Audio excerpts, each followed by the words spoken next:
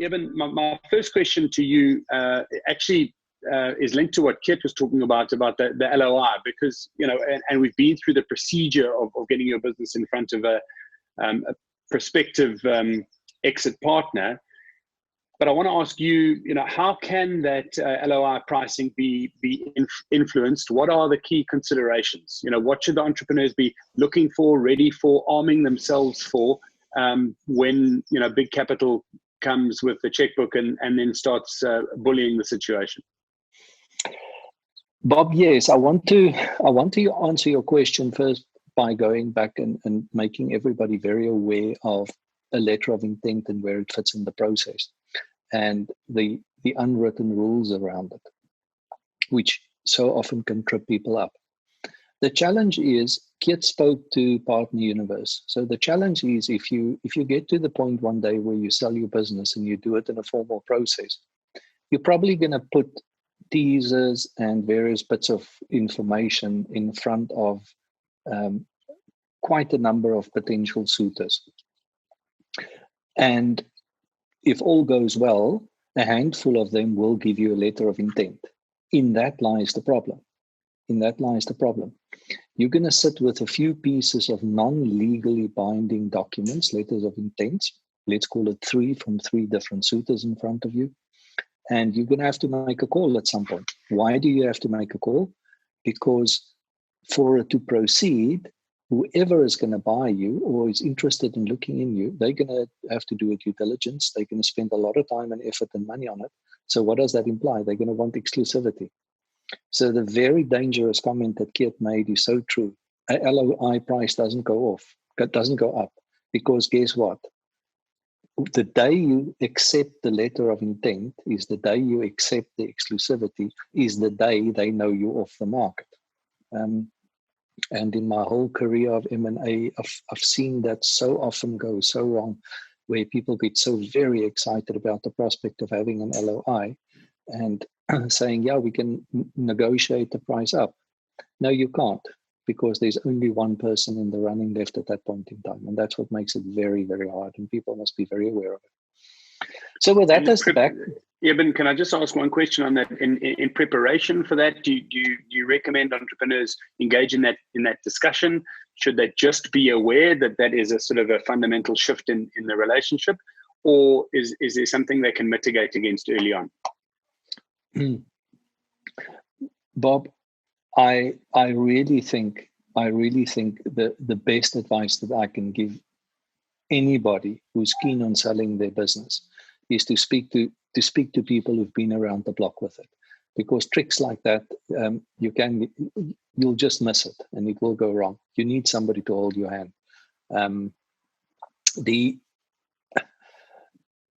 It builds up further. People tend to get fixated about a price. An entrepreneur might say, I believe my business is worth $10 million.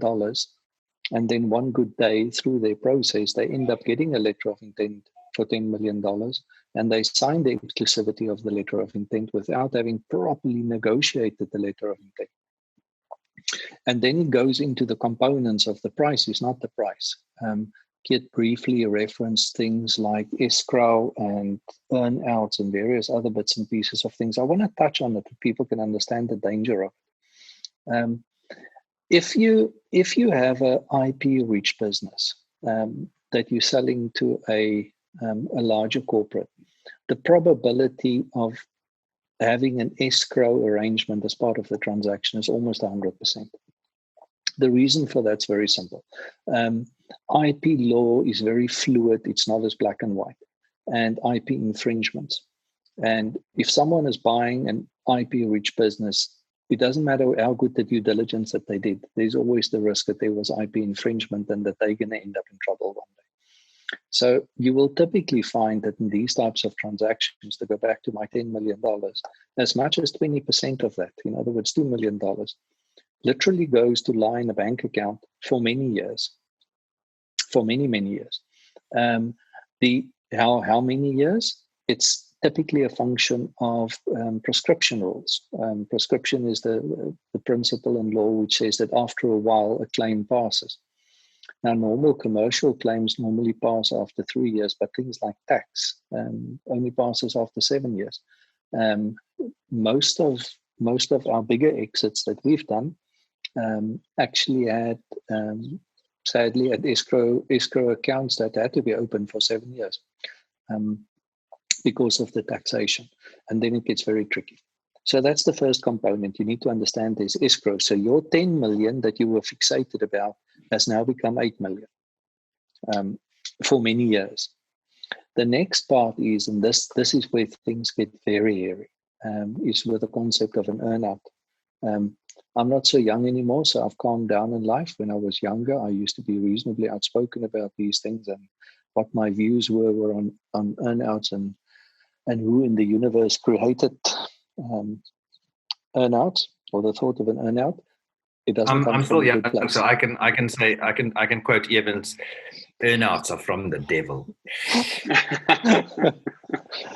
Earnout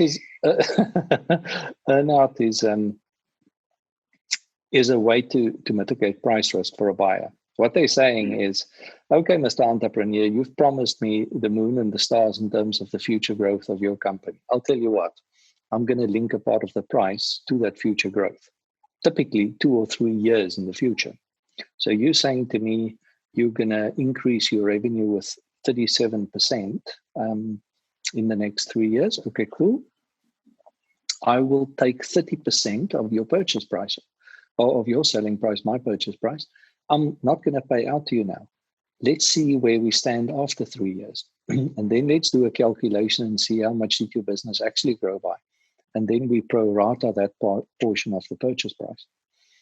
And I'm not sucking out of my thumb to say it could be as much as 30%. I've often seen it in transactions. So your 10 million transaction has now firstly been shaven off by an escrow of 20%. Then it's shaven off by an earnout arrangement of 30%. So guess what?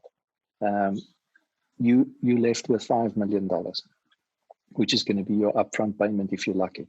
And now I want to go full circle, and I want to go back to where we started this conversation. An LOI price doesn't go up. Remember, you are now in a very different place where there's only one suitor, there's no competition, the auction has stopped, and you, in a way, negotiating with your hands behind your back. It makes it tricky, guys. It makes it very tricky because you don't want to put a boring business plan in your teaser documents when you go out there to market. I mean, nobody wants to look at a flatline damn business with no growth potential. It'll just be put on the other pile. So you want to show a good trajectory. You want to promote that there will be good growth in your business. But in that lies the challenge, because that financial model you put forward in the beginning is going to become the basis of your earnout discussion. If you're too aggressive, I can tell you your earnout discussion is going to be very, very difficult. If you are too humble, your business plan might end up on the other pile. So it's a very, very sensitive balance, and you need to get somebody to hold your hand in the process.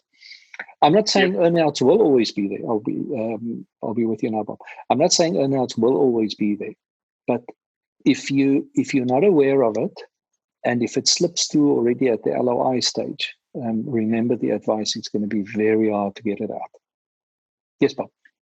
No, Evan, so that's perfect. And the next question is following on from that. So you're 100% right. It's a difficult landscape. And there are more experienced people on the other side of the table almost 100% of the time.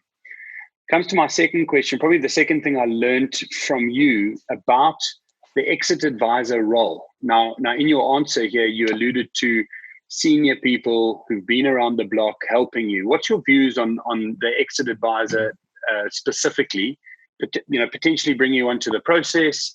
Should companies consider it, in that M&A process or exit process? Should they go it alone? And what's your experience? Bob, very personally, I can say to you that the exit transactions that I've been fortunate enough in my life to be involved with, number one, there are no regrets.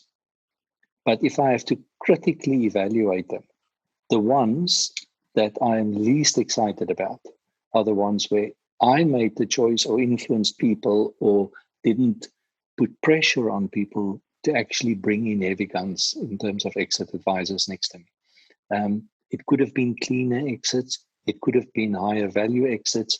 It could have been higher profile exits.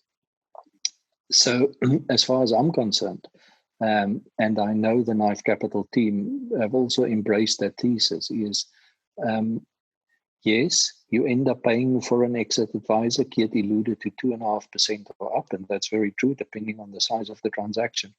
But all you need to understand is some of these pitfalls. And if somebody can hold your hand that you don't step into one of those holes, it'll make you happy for the rest of your life, number one. Number two, we're not all very good negotiators. We're not supposed to be very good negotiators. And negotiation isn't something that you just pick up in the shower in the morning. There are people that are just very, very good with it and that are schooled in it. And all you need is a good negotiator to push up your selling price by 2.5 or 5%, and then the exit advisor is paid for himself. And very few people think of that. So the short answer, Bob, I would really recommend to, if you go down this path, to use proper advisors in the process. There's something else I want to say about it. Is Keet tongue in cheek said earlier, if he had to pick up the phone and phone SpaceX because there's a beautiful rocket company in South Africa, you know what? They're probably not going to take his call. But if you the M&A team sitting at some big advisory firm somewhere in the world, and you put forward a call to the M&A team at SpaceX, guess what? They're going to take your call. So, you automatically increase the potential of your partner universe size, which mathematically you're just creating extra probability to have a successful exit. So I actually feel very strongly about it. Exactly, and you sitting close to you in the London office recently, I've seen the value of having someone to handhold us as well through a new landscape, etc. Eben, can we move on to another type of exit? Because sometimes the entrepreneur is not ready to go. Keet, said, some funds come to an end, a life of fund, and businesses need to be moved on at a certain time because of pressures, mandate pressures, internal investment, structure pressures, etc. And the entrepreneur might want to do something else, might want to buy their business back. Can you talk a little bit about your experiences there? I know Knife Capital assisted an entrepreneur to do that. Yes, indeed. And it's actually one of the exits that I think of most fondly, because it's still running today and it's still the same founder, and it's quite a few years down the line, and it's still a really very big success. Not to mention that we're still on the board there, Eben. Correct. I didn't want to say that, but correct. Yeah. It was an interesting journey with a specific company because they knew all along that we had exit aspirations as a venture capital shareholder, and we're always very upfront about this. It is the venture capital model; you can't step away from it. And we actually did go to market, and we used an advisor, and we got some very interesting prospects for third parties to buy the company. And we had a good, long, hard discussion with the founders. They weren't ready to go. They weren't ready to be swallowed up by a big corporate and go live in some crazy city in the world and just be part of a very big machine. They wanted to continue doing their own thing. So the only alternative for us, we had two alternatives. We could enforce exit rights, which we had, but that's never a good outcome. The day you actually take documents out of the drawer is the day that it's too late. So we sat down and we negotiated with them, and we said, listen, we can help you to buy us out. They were pretty surprised at this because they knew that the price tag would be quite high. But there are so many amazing ways in which you can structure this. Number one, if it's a successful business with a track record, it's not so hard to get finance for these sorts of things. So effectively, a business will borrow money to buy some of the shareholders out, and thereby there's an exit for some of the shareholders. It's tricky to structure it correctly in terms of taxation. It's tricky to get to the right values. But if you've got an open mindset about it, and if you've got a relationship of trust, which you've built up over many years with a business like that, it also doesn't have to be a transaction which happens in one step. So what you do is you actually let the business continue to grow, continue to generate cash. So it goes in steps that the funding comes. So it's partial exit on partial exit on partial exit, which is what we did there. And it was a tremendous success. Evan, so in terms of just a personal anecdote that I wanted you to share, that covers it off perfectly. We've had a couple of people on the chat with us today with some quite specific questions, and Catherine is in charge of timings, etc. So I'm sure she'll tell us whether we can ramble or not. But just from your point of view, I'm going to try and lump a few together. So a couple of people are asking, right, how do you choose that partner then? In South Africa, how do we even weigh the players in the market? How did you go about that at the beginning? And then completely separately, but I think actually related, would that exit advisor also be able to then help be the tax advisor, or should you put, two different people in a team together? Is it fair to both parties because they could leverage against each other, etc.? Just the structure of that. Do you see it as relatively fluid and something that's got to be controlled by potentially the fund and the entrepreneur together, or the people who are all wanting to, exit? Do they have to have a boxing match about every little part of the deal itself? Bob, I think the first part of the question was, how do you even get hold of these people, and how do you know you've chosen the right one? I think it's the same question as finding the right investor for your business. It's the best way to do it is to actually do a reverse due diligence. So if you've got 2 or 3 advisors, which Keet covered in our first webinar, money's not all money. Correct. It's not the same money. Yeah, and the best way to check this out and is to actually go and speak to some founders who've used that specific advisor to sell their business, and go and ask them, sit with them and ask them very specific questions of what was their experience. That's the best way to do it. Number 2 will be their track record. They will have a Rolodex of deals that they've done, and you want to see those transactions. And then the third part of the question is, will it be a comprehensive team that the advisor puts forward?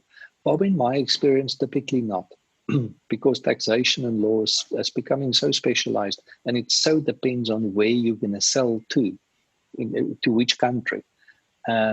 You will more often than not find that your advisor will give you commercial assistance, but that you will need the appropriate attorneys in the team.